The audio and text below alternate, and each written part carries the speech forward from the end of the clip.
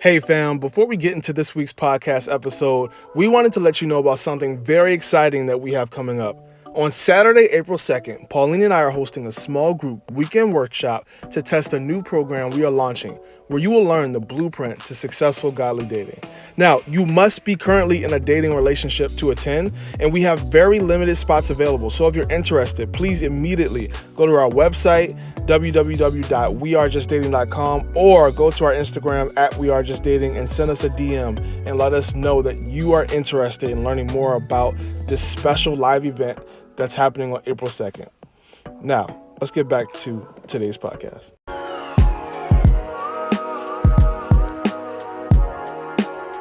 What's up, fam? Welcome back to the We Are Just Dating page. My name is Tim.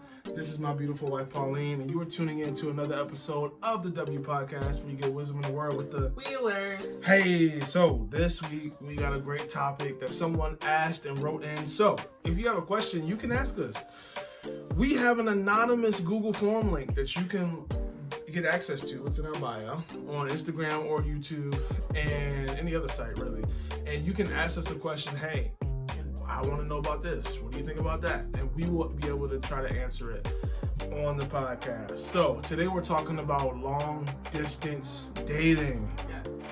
Should you do it? Should you not do it? How do you make it work? Yeah. How do you keep the romance? We're talking about all of it. And if you're not in a long distance relationship, guess what? That's okay. Because the tips we're going to share in this are actually going to help you keep a spicy relationship in your own life. Whether they live next door to you, there's still things that you can take from this that, you know what, we should do more of this. Yeah. So it's going to be good. So if you haven't already, make sure you subscribe, like this video, Comment, share, all that. all the good stuff. Put it in your story. Like, let people know you're rocking with us. So what's the question for today? So the question is, do you have any tips on long distance relationships? How to keep the spark in their relationship? Yeah, how to keep the spark. That is good. First thing I'll say is this. Know that long distance relationships are probably going to be harder and more expensive. Like, let's just get that up front. Like, you need to have an understanding of that. Yeah. Otherwise, you're just not going to make it because you're just going to be so annoyed at all the things you got to do. But that's what you sign up for when you have a long distance relationship. Right. I was talking to somebody this week, actually, that's in a long distance relationship. He was just saying, like, how expensive it can be because they're at a place financially where they're able to see each other every month. So 1 month he'll fly down, another month she'll fly up. Everybody's not able to do that, but that costs money. That's not cheap. So it's definitely an investment, and that's why you want to make sure whoever you're dating that they're worth that investment. Yes, absolutely. Hopefully long distance dating makes you break up with somebody you need to break up with sooner. Faster. Because it's like, look, I can't be spending all this money. You ain't it. Yeah. So make sure you also do the best you can not to put yourself under unnecessary pressure or stress. I know a lot of times people in long distance relationships can sometimes feel lonely, or sometimes they can feel the need to want to speed up the relationship and get married faster so that long distance can end. Yeah. But don't rush the process that you need to go through in order to have a healthy relationship, just so the pain of long distance goes away. Yeah. Because then you'll be in close distance and annoyed. And it's just not going to be good. So while it is challenging to do long distance dating, this is actually the easiest time in history to be in a long distance relationship. You're funny. No, seriously, like 30 years ago, there was no FaceTime. Right. If you was in a long distance relationship, you did not see their face. You literally just talked to them on the phone. Right. And long distance dating is probably more popular now, or more like available, obviously, with COVID and then online dating and social media. Like, there's less geographical barriers now than there were in the past. So you're meeting and connecting with people all over the world before you even, meet them in person and, building relationships. Yeah, can you imagine 30 years ago? Like, you're talking to your partner every day, so that connection is still good. But then when y'all finally have your in-person meetup, and you're like, oh, you gained 15 pounds since the last time I seen you. I didn't know that. Like, that, there's some surprises. But now on FaceTime, you should be able to see that.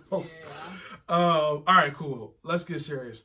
What are some tips to making long distance relationships work? Let's get into it. First thing I'll say is don't have the same conversations over and over. Switch it up when you're on the phone, because that's the majority of y'all relationship. It's not a lot of hanging out in person. So when you're talking, make sure you're not just having the same dry, boring, stale questions. You can Google different games and questions to ask your partner to help you learn them. Yeah. And I've heard people who date long distance who say they feel like they have a stronger emotional connection because they have to, because there's no hugging. Yeah. There's no, holding hands. There's talking. That's what you got. And even our couple questions are a good resource to use if you need some questions to ask. You gotta plug our own resources. Yes, right there. Link in the bio. I like that. All right. So, second thing I say, mail gifts to your partner's house, apartment, whatever. Like, send them some flowers, send them some shoes they like, send them a shirt, like, send them some candy, whatever they like. Yeah. Send them a gift in the mail, because that's something that will show them, hey, they're thinking about me. And hey, if you're not long distance, you can still do this. That would actually be really helpful for you. And even to add on to that, like, use your resources. Even if you're not physically, in the same town or state or country as your significant other, like, hopefully you know people over there, like their family, their friends, whatever you've connected with, and like say, hey, can you drop this at Tim's apartment? I'll send you the money. Can you pick this up? If it's something that you can't just like order on Amazon or whatever, like if it needs to be something that's picked up at the store, like ask them to do that. Yeah. I've seen people do, like, they set up scavenger hunts for their partner. Like, there's things that you can do. You just can't do it by yourself when you're not physically there. Yeah, long distance, you have to be super intentional to keep it fresh, to keep it nice. Even an idea I just had is, if you know her, or him, or whatever, your partner is going out to a restaurant with a friend, like, call that restaurant ahead of time and say, hey, this person's coming in at this time.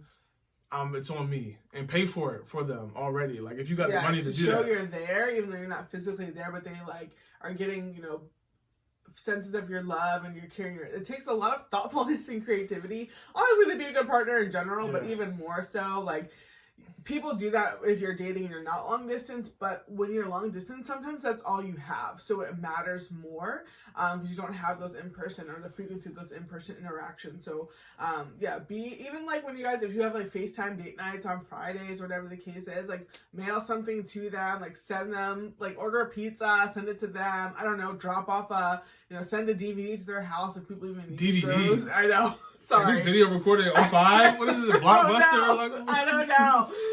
Maybe that's easy. But send flowers, something, like mail them, an outfit. I don't know. But just something.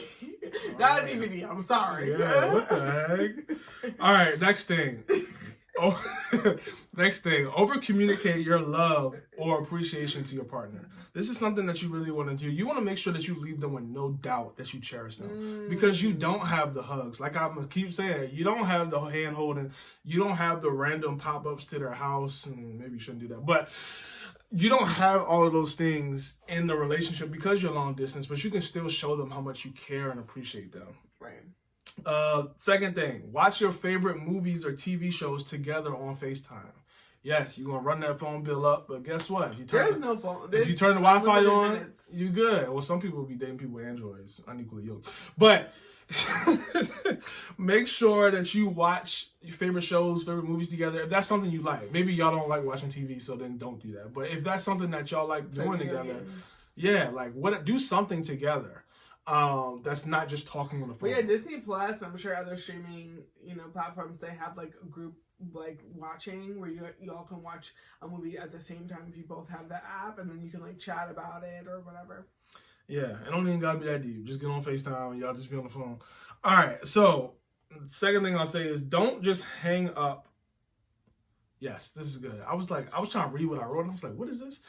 Don't just hang up the phone when problems arise. This is something that can be really easy when you're in long distance relationships, is to fall into the trap of, well, we're not in the presence of each other right now, so we can escape. Because sometimes you're going to get in an argument on the phone. Yeah, sometimes it's fine to just hang up and revisit another time, but sometimes you need to sit there and work through that problem. Because here's the thing, if you weren't in a long distance relationship and you guys were out at a restaurant, you can't run. Like, you're stuck there, so you actually have to talk through that conversation, and you need to learn how to communicate with this person. You need to see, how do they handle conflict? That's very important.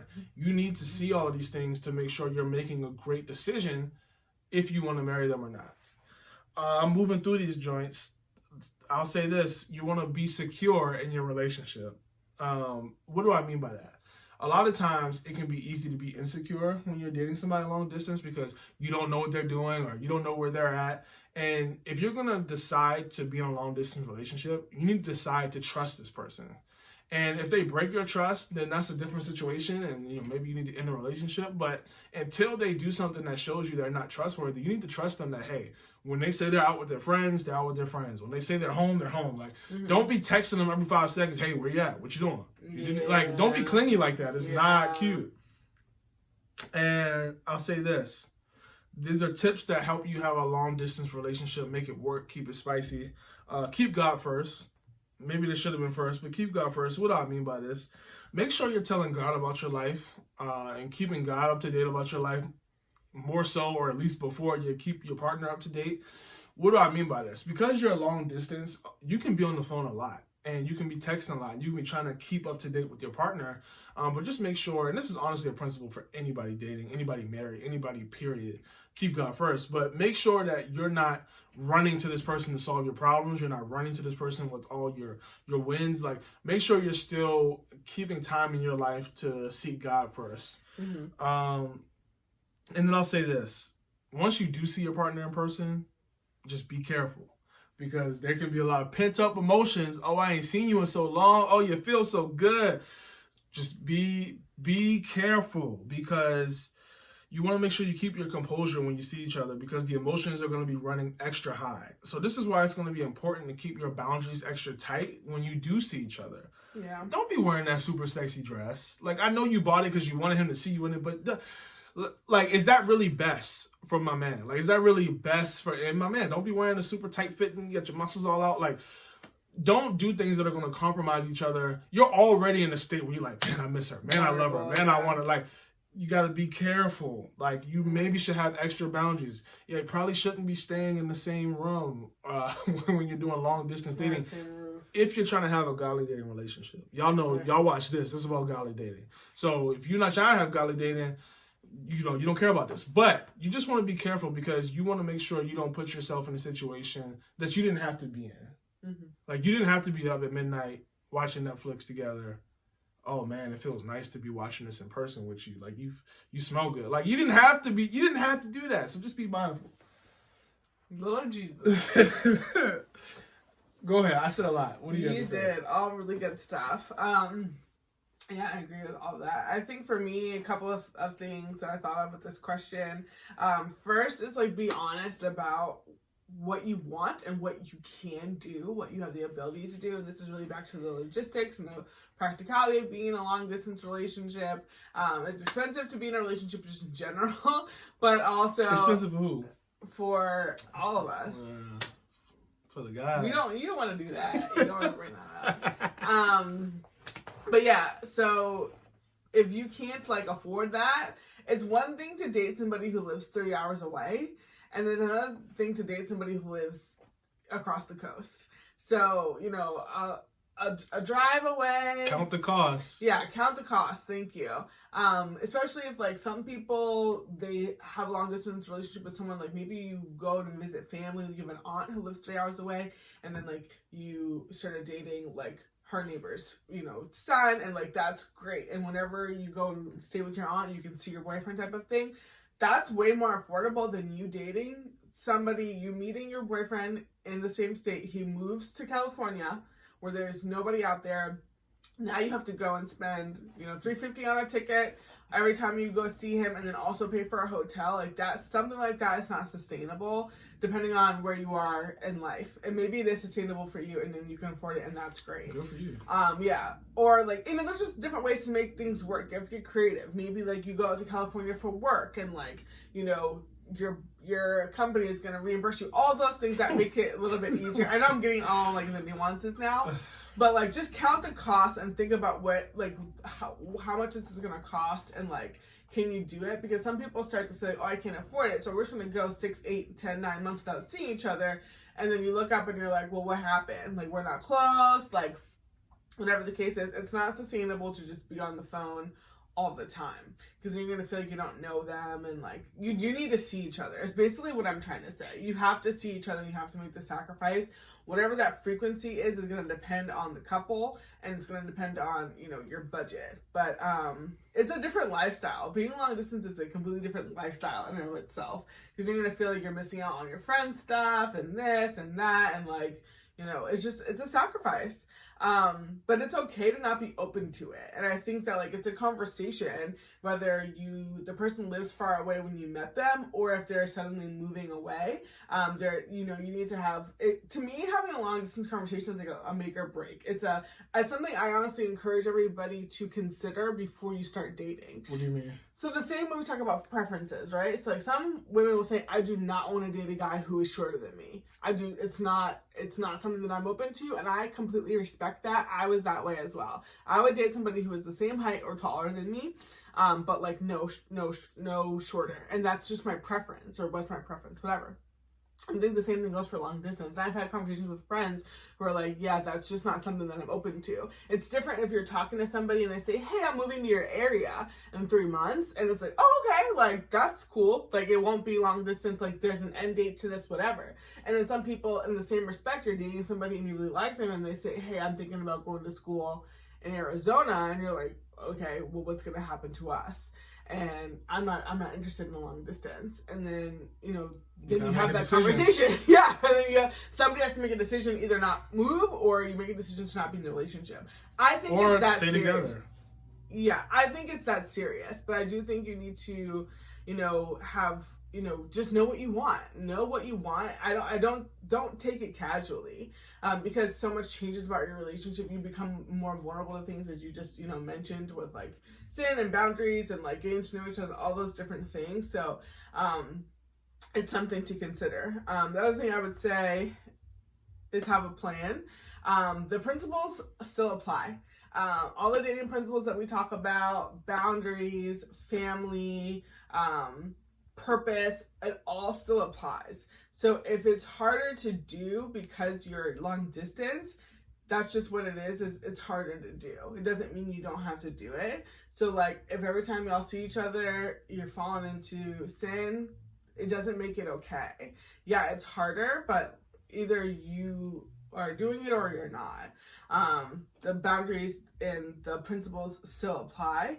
You need to have a plan in the sense of like, okay, you're moving away to Arizona to go to school. How long is your program? No, you can't take an extra year. We're supposed to, our plan was to get married and like this, that. Like, you have to really stick to the plan. And it can't be like, oh, I'm moving to Texas to see how I like it out there. No. Because the conversation's either like, I want to move to Texas. I know that we're not married right now, but I hope that we can get married in the next year. Would you consider, moving to Texas? And then the response is, yes, I actually would love that, or no, I'm not open to that. And like, you have to make some decisions. There has to be a plan. You can't be long distance forever. You can't just be like, oh, well, I'm gonna move out there and see what it's like, and I hope we can still be together. Because to me, like, when people talk about moving, you're either like, we're about to break up, or you're like not moving. And I'm not saying I'm against long distance relationships, especially if they start long distance, but there needs to be a plan of either like, hey, once we get engaged, I'm moving here, you're moving here. Once we get married, we're gonna buy a house here, we're gonna move here together. There needs to be a plan. Like long distance, just like dating, is temporary in nature. Obviously, there are married couples who do long distance things, especially if you're military, which is a completely different beast in and of its own. But those are also temporary assignments. Obviously, I know they're long and hard, and people get redeployed to all different things. So I'm not. To me, the military thing is a completely different category. But even marriage, long distance situations, they need to be temporary as well. So that's what I mean, what's going to be sustainable for you, and who's going to move where when. You need to have that conversation as soon as, it's being considered to be long distance. And yeah, intentionality, the last thing, intentionality is even more important than people who are not long distance. You have to be super intentional about meeting each other's friends and family. I know couples, or we know couples, like when they were long distance and they were dating, it was like their weekends together were stacked. I need you to meet this person, I need you to meet that person, I want this person to meet you, I want to take you here, I want to take you there. And like, you have to be kind of like that way. when you're dating long distance, your weekends together are like, they need to be like the highlight of your month or the highlight of every other month, however, whatever frequency that y'all are on.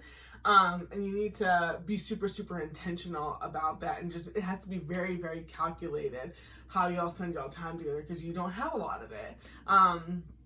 So yeah, and the enemy, he really does attack like when you're in foreign places. So that's why it is really important that you're not staying under the same roof. We've heard of couples like, the guy will, if the girl comes to visit him, like the girl will stay at his place in his house, and the guy will stay at a friend's house so that she can save money and not have to stay in a hotel, but then they're still not staying under the same roof. He'll let her borrow her car, like things like that can work, that makes sense. So get creative. And just maximize the time that y'all do have together whenever you do, get to spend the weekends together. Yeah, so hopefully this was helpful, whether you're in a long distance relationship or not. We gave some good keys to keep your relationship fresh, to keep it going strong. And we'll see you next week on the W Podcast. Bye.